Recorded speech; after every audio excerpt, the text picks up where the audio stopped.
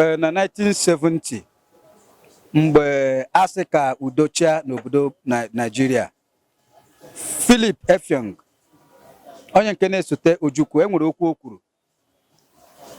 Ọ sị na ọ bụrụ na akpasoghị ụmụ okorobịa na ndị a ga-amụta ọhụrụ n'ala Igbo agwa dị mma, na ihe gbasara Biafra ga-ebulite ọzọ. Are you getting me? That if the new generation of Imo extraction are not treated well in Nigeria project, the issue of Biafra will repeat again, will come back again. And that is what is happening. The issue of IPOB or Nnamdi Kanu is the definition of the level of marginalization against Ndi Igbo, the injustice against Ndi Igbo. That is what IPOB represents. Because, let me tell you people, after the war, they introduced what they call the 3R. Reconstruction, rehabilitation, and reconciliation. None of these 3 R's was implemented in Igbo land.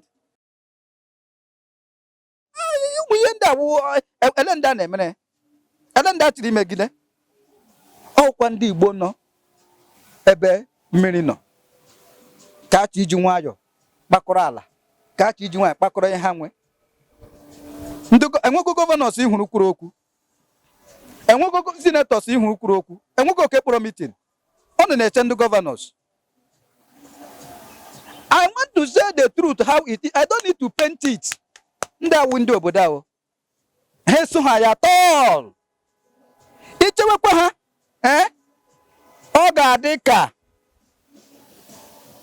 onye ahụrịa gị ọrịa nọ n'akụkụ ọdọ mmiri Bethesda. Ọ nọ 38 years enwe ihe mere.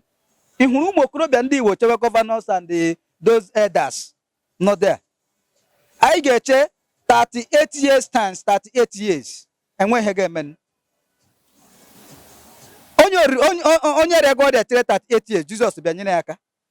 The Jesus anyị nwere n'ala Igbo taa ụmụ okorobịa. They should wake up.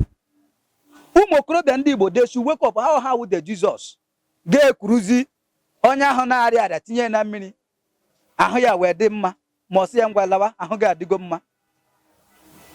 Ichewekwe ndị awa gọvanọs ndị a na-echi ebe ha si eche iche wi n'ike. Owu today ka anyị kwuru ala Igbo gbago ọkụ. Lee ihe mere n'Enugu. Ọnwa atọ na egburu 22nd to 23 November. Egburu more than 100 persons. Ha bịakwa on 7th again, Fulani henchmen and bandits. Bukwe on 7th. Bịakwa on 12th, Bukwe again. A na-egbu, ndị amị na-egbu, ndị polisi na-egbu, ebunyechi ụmụ okorobịa ya egbe, ha na-egbu onwe ha. Ihe megata n'ala Igbo. Okenye ole ka ihu bere kwụrụ gara na village ya kpọọ meeting si ihe n'ebe ole. How many elders? Okenye ole governors ọrụ na-ekwu okwu governors His Excellency, ndị His Excellency, ndị oshi. Ewetego local government fund ha rie iche ọnụ. Go to our local government like a poultry. All the local government in Igbo land, the southeast, like a poultry. Nothing is happening there. Ha tiga TC there, ego pụta, ha gwa TC sign no ka ya gasa, ha TC na ndị ọzọ ha ji aga takara. Ṅụọ mmanya nkwọ. Ha were nke ọzọ papo na akpa, ga Germany, ga US, ga London, na azụrụwa properties. Ọ ha wa governors mege. Gwa na m kwuru ha bụ ndị oshi. Ha sị na ha bụ ndị oshi, ha weta account from 1999 to 2023 local government fund. They embezzle it, they eat it. Ha jiri ya chọọ nwanyị. Ndị governors anyị ha ji ego ha ga-eji develop obodo chọọ nwanyị. Ha mapụ jet flight ha amago obodo ọzọ. Honorable, biko ụmụ okorobịa ga-ebuli ala ga-efu. Ihu ụmụ okorobịa ndị Igbo ga-ebuli ala ga-efu. Ha bulie kịta na-ajụ ụgbọ achịwa ego ojii ka chighiri iji. Ndị anyị nwere asị leaders wụ vampires. They are wicked. They don't have human sympathy. They lack human empathy. They are not human beings. They are just animals. You can imagine when this thing was happening. I called the governor of Ebonyi State. When they strike Ebonyi, that was last year. Do you know what he told me? That I'm from Imo State, that I should concentrate in Imo State. The Ebonyi State governor. Is it how a human being in reasons. I sent a message to the governor of Enugu State when the first one happened. He didn't listen to me. Why will he listen to me? Because they feel that they're on top of power. Then they go have power. How rigoro? Ndigbo onye jikwa mara Ndigbo onye ikugoro n'elu ya rigoro. Gbato mbube, anyị were mbube kutuo ya. Maka ndị kunyore sa ha mee na service wetara nke ruru anyị. Ha gbato mbube. Ụmụ okorobịa ndị Igbo ga-ebulite dat mbube were eshi ebe ahụ dọọ ya dutuo ya kpojuo olu. That is the only thing. Anyị mee ya ofu onye ndị ọzọ mara akọ. Enough is enough. Anyị nwere everything. Chukwu jiri ihe niile chọọ anyị mma, jụọ akụnụba chọọ anyị mma. Ewere ndị efulefu ha si ha chịga anyị. Nye anyị mmiri olo, nye anyị ọkụ olo. Ụmụaka kwuo okwu Biafra nke si gbuchie ha. Ana m agwa ụmụ okorobịa ndị Igbo 75% marginalization against Ndi Igbo wu Southeast politicians, ọwụhụ Fulani, ọwụhụ Hausa. Nwanne nke enyere ha nya ya ha onye na-anya ma afọ nke na-erutebe anyị aka. Ịna m na-ekwu nke enyere anyị from federal so wetere Ndi Igbo, enyere ya Ndi Igbo, ha lụọ ya. Ihe Ndi Igbo na-ebe akwa awụ Fulani, Hausa. Anyị ga-ebu ụzọ dotugodu nwanne anyị nwoke ahụ enyere nke anyị erie, anyị kụọ ya pịapịa. Ndị ọzọ ghọtazie na-ekewa oke na-ekwesịghị iwe anyị oke. Ọhịa anyị kwesịrị ime. Ọhịa ụmụ okorobịa Igbo kwesịrị ime. Okay, honorable. Kedu ebe a na-ebido? Maka na mụ na gị mana maybe enweghị publicity gwara ndị Delta, ndị ụmụnne anyị ndị na Delta, ndị na Rivers na enwere ihe dịka Ohaneze Youth Council. Ọ na-anụ ọkụ n'obi otu oche anụ gị na ijile for ndị na-ele anyị ele ha ga-ahụ the passion n'ime gị mana iwe na-ewe gị. Kedu ebe a ga-ebido? Kedu otu a ga-eshigodi kpakọgodi Igbo ọnụ maka na ọ wee ezuo amana ebe ụmụnne anyị nọ aha akpakọ ọnụ achọwazie eke anyị a ga-enweta. Kedu otu esi akpakọ ọnụ? Anyị ga-eme ihe onyonyo gị ga-etinye nọmba chairman Imo, chairman Enugu, chairman Kogi, chairman Benue, gị tinye n'ihe onyonyo gị. Enwere ihe ndị a enwere those people on ya. Enwere chairman ikpe onye nke si onye dị ọta na ele ebe nna na-eme meeting. Ikpe onye ọbụrụ na your village emego onye isi your village nke haziwe your village. Ọ bụrụ na your local government emego onye isi local government nke haziwe kpọkọwa ndị ọzọ. Ọ ta anyị ga-esi anyị nọkọzi ọnụ anyị jiwazie ndị ochi na ama oke anyị ha riri kamgbe 1999 na ọkamgbe Naijiria kwara bido. Onye ọbụla gbọọ ya, onye ọbụla ga-agbọ ya o. Ha ndị a ga-agbọ ihe ha riri. Nsogbu adị nke ahụ wugodi anyị zuo ezuo anyị kwete anyị jiri ofu obi kwete.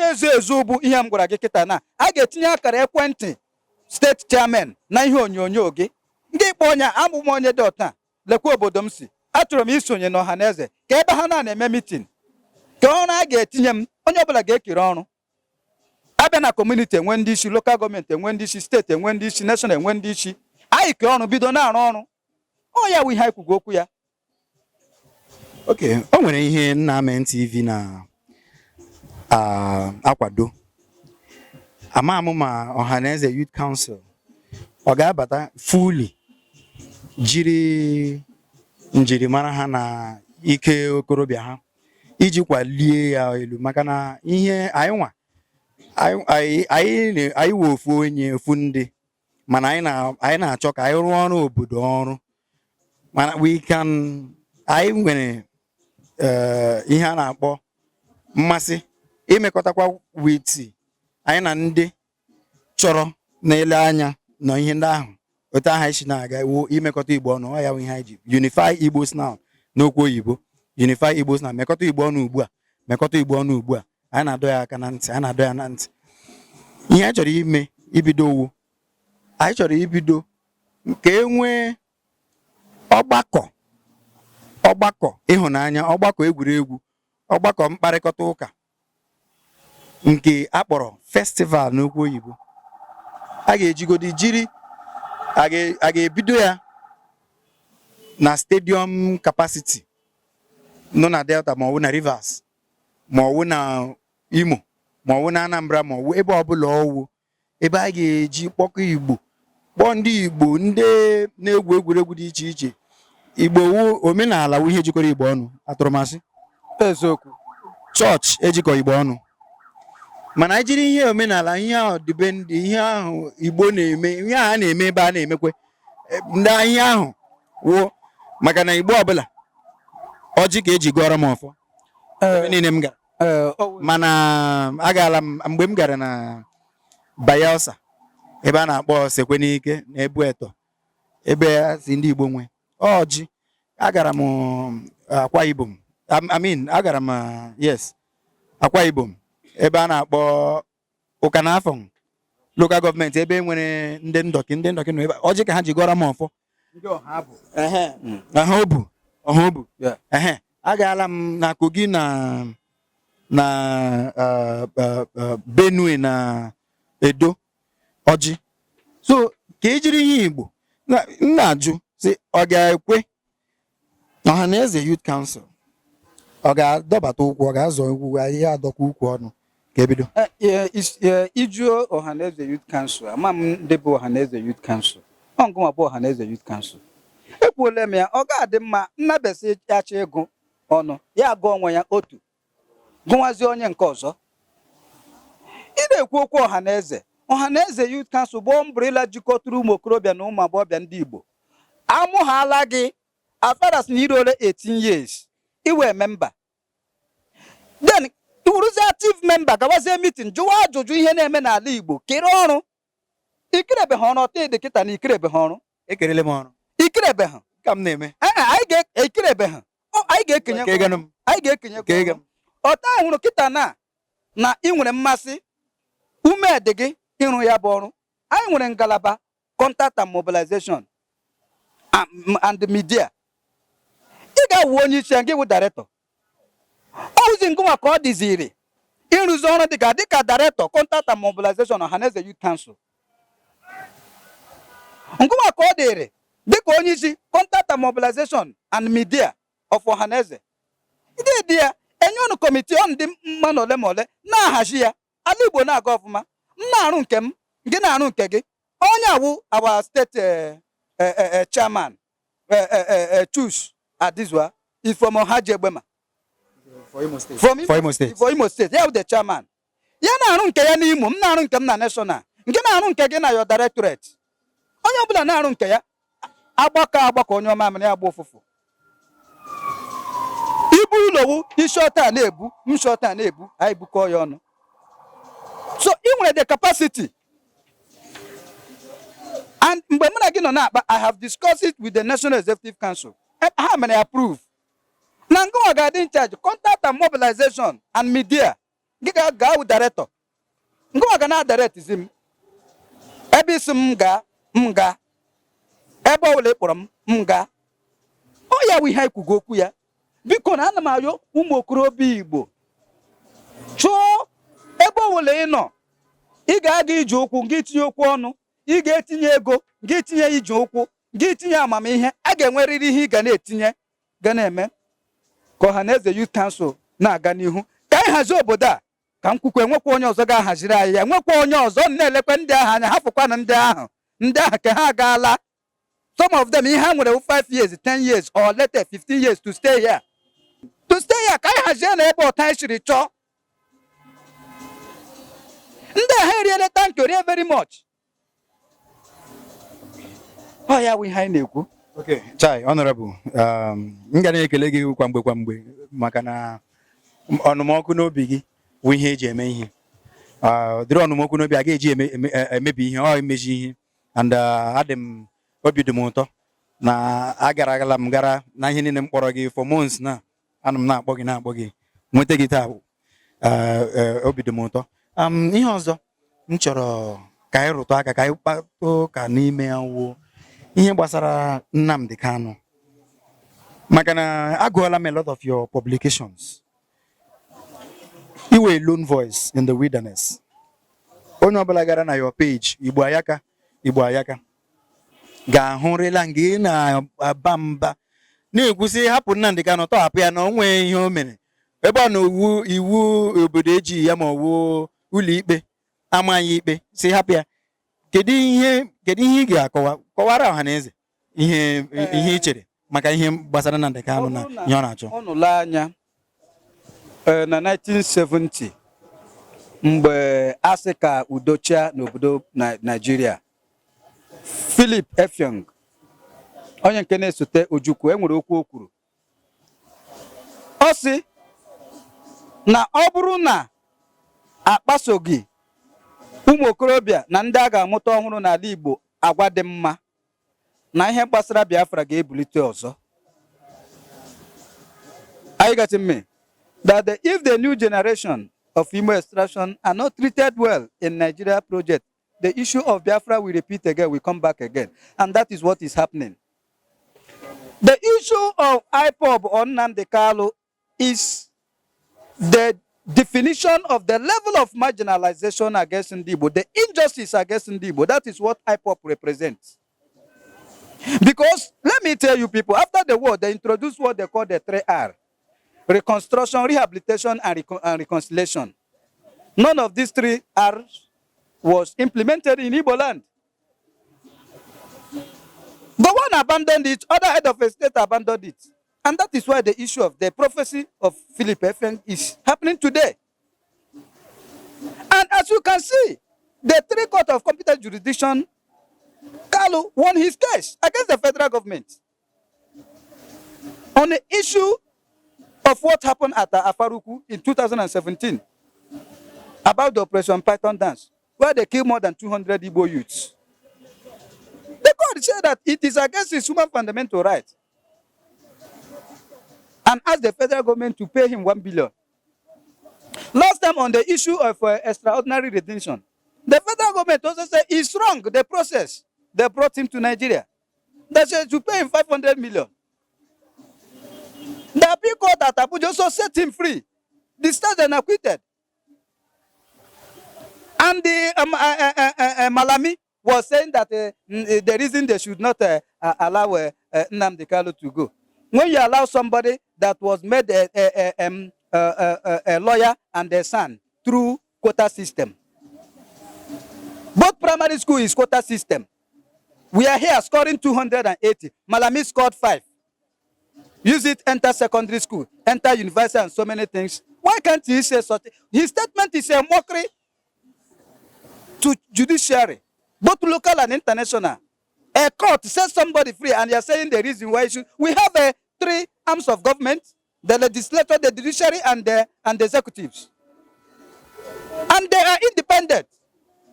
A court that is autonomous, a court that is independent, rule on a particular case. And the son, Attorney General of Nigeria, is saying that there is no, that there are reasons you cannot allow. Then why do you have who owns the court? The court is the court of Nigeria. It's a mockery. That statement. It's very, very unfortunate. This can only happen in Nigeria. Mazin Nnamdi Kanu said that Nigeria is a zoo. For me, I don't believe Nigeria is a zoo. Nigeria have passed that level of being a zoo. After all, in a zoo, the animals they are being kept in so many species, arranged very well in a zoo. Things are being arranged even in a zoo. Nigeria is a jungle. Nigeria is a jungle. Nigeria is not zoo, a jungle. Where life is so brutal and nasty. Where there is lawlessness. That is why Malami should make that type of statement, because we are living in a jungle. He's the Attorney General of jungle. It's very, very unfortunate. And I want to tell the world that we have had this patient enough. We have tolerated so many marginalization. We have tolerated so many abnormalities against us because we want this country to work. But there are people that are making things very difficult. They are pushing the Igbo youth to the wall. And I want to tell you the level of marginalization, intimidation, and injustice against the Igbo new generation of this time, you cannot compare it with what happened. What happened in 1966, 1970 was a child's play. And you saw what it resulted to. I want to tell Nigeria government we have had this patient enough. We want Nigeria to work. If they don't want Nigerians to be part, Igbos to be part of this country, they should be out to say it. If they accommodated the Igbo people, treated us the way they treat other tribes or other zones, Nnamdi Kanu wouldn't be talking about Biafra. and the other separatist self-determination group within the Biafra extraction or within the Igbo extraction wouldn't be talking about Biafra. So when you see the IPOP, when you see other groups, when you see them talking about issue of Biafra, it represents injustice and marginalization.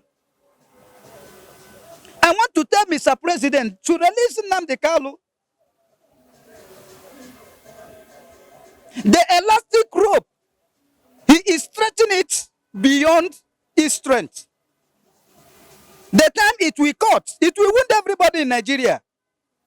Nigeria must toe on the path of peace, equity, progress, and justice. And you cannot have peace in Nigeria without justice and equity and fairness. For people that are talking about peace, Nigeria will not have peace because they have sent equity to exile.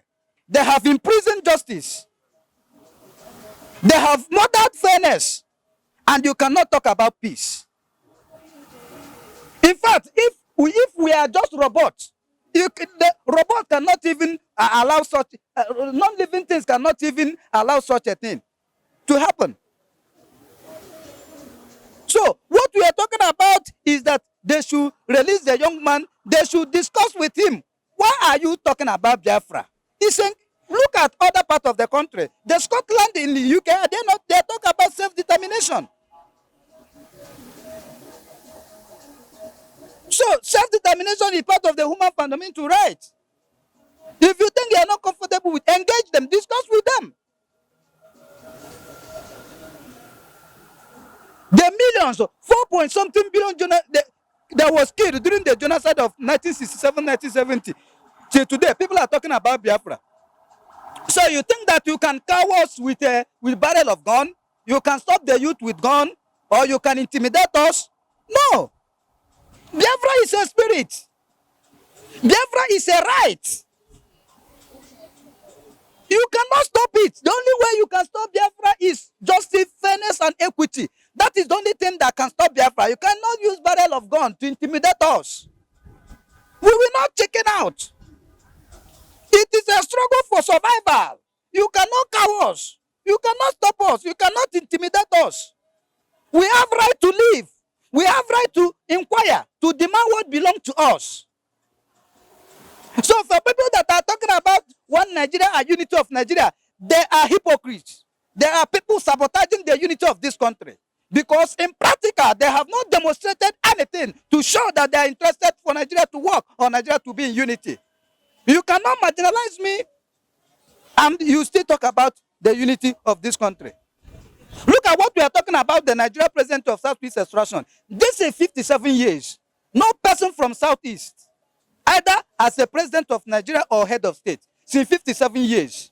I want to tell you that people that are talking about Biafra today, they never saw the war. But I want to tell you, what they are seeing today is more than what our forefathers saw in 1966, 1970, that resulted to the genocide against the Igbo people. And today, you cannot use force to discuss about the issue of Biafra. It's a matter of diplomacy, engagement, and negotiation. That is the thing. So people that talk about the unity of Nigeria, I challenge them today to talk about equity, fairness, and justice. There will be unity. There will be peace. So people that are talking about peace without working the fundamental things that are causing problems, seeing how we can put it together and have a strong vehicle for his own idea of Nigeria is a giant of Africa, where we can help other African countries. Unfortunately today, under the administration of President Muhammad Buhari, Nigeria is ant of Africa. Not even giant, ant of Africa. Wow. And today, you don't want an Igbo man to be president? If you don't want them to be president, ask them to go. Ask them to go. That is what we are saying. In quota system, if somebody scores 300 here, somebody scored 10 in Gombe, the person will be given admission. And because of, we know that our intellectual capacity is not the same, so we accommodate other tribes so that we can move as a nation. And that is why we have quota system. And that is why we have federal character. So why must one zone dominate the president of this country? It is injustice. It is a social level to deny Southeast president in 2023. We have paid our dues. We have contributed to political and economic development of this country. We have torn around 36 states of Nigeria and developed so many villages. We have done marvelously well. After the war, they gave us 20 pounds to start a life. And you can see, go to all the major cities within Alibo and see what we transformed with 20 pounds. And people that from that tribe is asking opportunity to allow them to rule the country, to govern the country. So there will be equity, fairness among all the ethnic nationalities in the country. Use that intellectual capacity we use to transform 20 pounds to billions today, to transform Nigeria. And that is what P2B is saying. From consumption to production. All right, Honorable. Honorable. I mean, you have your day. Thank you. Anu mekelegi. Aguma choka epiache ba. Makana aye agbali ala. Ndene lekwa na ele agbali kwa. All right, ndenke mo nwannu nwoke wu Chukwuemeka. Onye ga na kpo XWP, the extra talented young progressive entrepreneur, the RAB refinable boy, SBGC, street boy gone classy. And I'm doing it under the platform of Namen TV, bringing you vibes from the streets. Thank you, and God bless.